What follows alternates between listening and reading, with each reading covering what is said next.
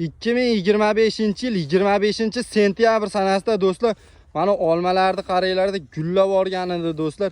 Buni sababini nima deb o'ylaysizlar? Sababini bilmoqchi bo'lsalaring do'stlar, avvalo videoga bitta like bo'lsa, bizni qo'llab-quvvatlab turasizlar do'stlar. Men sizlarga buni sababini aytib o'taman do'stlar. Buni gullab olganini qaranglar do'stlar. Bu olmamiz ertaki olma bo'lgan. Bozorlarga eng birinchi chiqadigan olmalardan bo'lgan do'stlar. Dehqon akamiz buni mevalarini uzib sotib bo'lganda keyin qarovda to'xtatgan do'stlar. Mana sug'orishdan ham yoqdan tortilgan do'stlar. Bog' qaralmay qolingan do'stlar. Shuning uchun bu yildan keyin 2026-yil gullaydigan hosillarni ham do'stlar gullab olgan mana.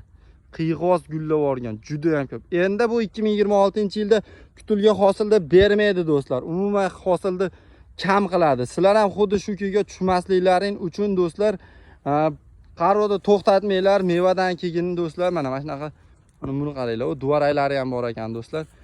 Qarovda to'xtatmanglar, bizda foydali video chiqib boradi. Kimga mevali ko'chatlardan kerak bo'lsa 99lik 535 73 20 ishonchli ko'chatlarimizdan bor. Video yoqqansa bitta like bosib, obuna tugmasini bosib qo'ysalar xursand bo'lardik. Bizda har doim foydali video. Hammalarga rahmat, sog' bo'linglar.